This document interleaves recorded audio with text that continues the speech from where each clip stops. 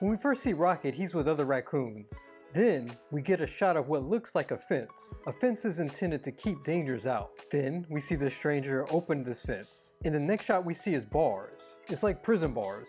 And a prison isn't about keeping people out as much as it's about keeping the prisoners inside. So the hand of the stranger is on course with Rocket, and I get several ideas. One is childhood. Some people have their childhood taken away from them, so to speak. The other idea is that we're all trapped in a prison.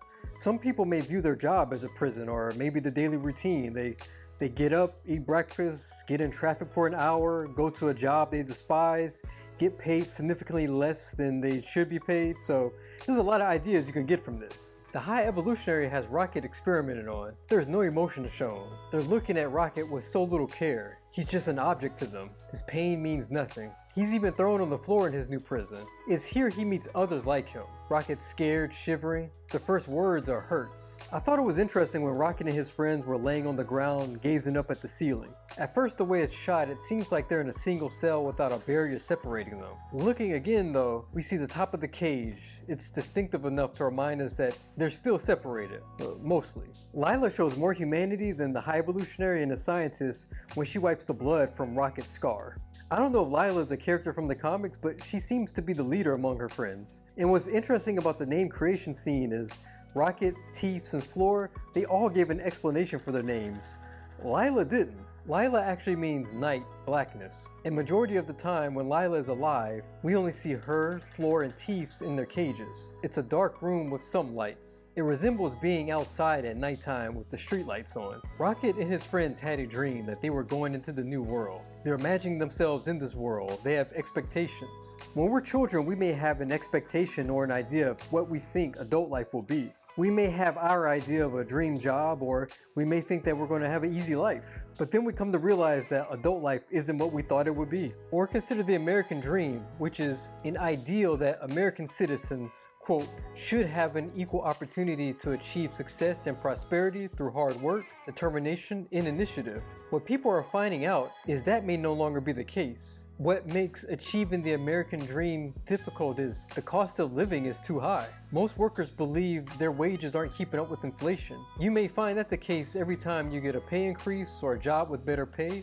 Rent, gas, groceries, everything increases, eating up those pay gains. The High Evolutionary wears purple, and purple is the color of royalty. And calling himself the High Evolutionary, he definitely believes he's a king or maybe even a god. Peter Quill referred to the High Evolutionary as Robocop. There are some aesthetic similarities, but there is a massive difference. Robocop started out as a human police officer who was gunned down by criminals. OCP, the company that owns the police, brought him back as mostly a machine with some organic parts. He was a cop, but also a product. Robocop over the course of the first movie regained his humanity. The High Evolutionary is not a product. He doesn't have corporate overlords like Robocop. He is the one in charge. He had a goal, and everyone was either a pawn, a tool, or a project so that he could reach that goal. Just like OCP, he's experimenting with organic life. If you watch the original Robocop, Bob Morton, he was so focused on the goal that people didn't matter. The higher up a person gets on the corporate ladder, the less detached they could become to people. And that's represented with the High Evolutionary. Look at the recent writer's strike, for example. One executive said,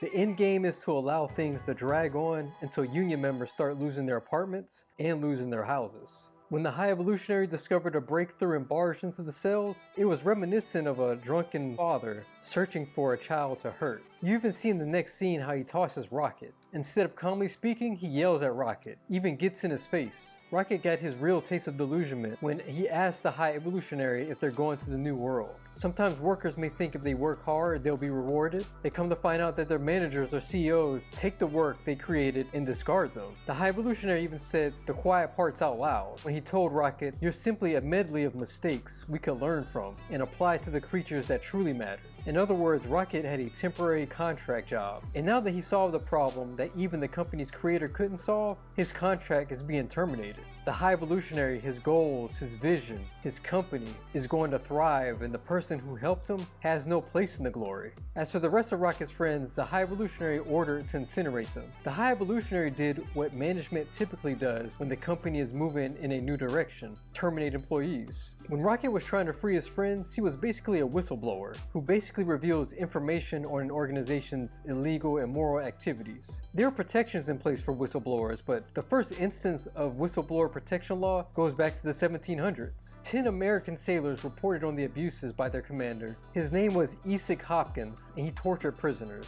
At that time, speaking out against the highest ranking naval officer, the men could have been considered traitors.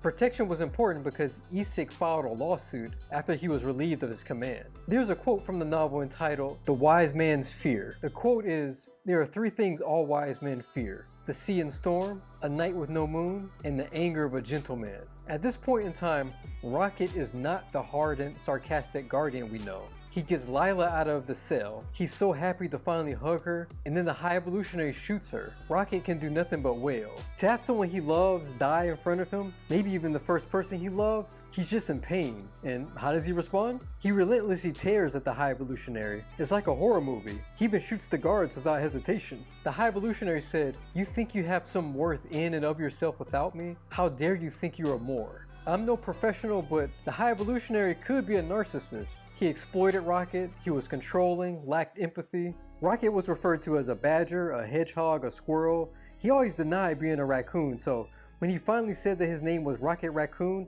it's like he was claiming his identity, claiming his past, tragedies and all. By the end of the story, Rocket is the captain of the Guardians of the Galaxy. He's in a position of authority like the High Evolutionary was, but he doesn't mistreat his team. He bonds with them, asking about their favorite musical act, compliments Phyla for her choices. The old Rocket may have criticized the character for their choice of music, but not this matured Rocket. He wouldn't even let one of his teammates fight alone. He said that it'll go faster if they all do it together. Rocket's supportive of his team and helps them succeed. He's not abusive or critical like the High Evolutionary was. What did you think about Guardians of the Galaxy Volume 3?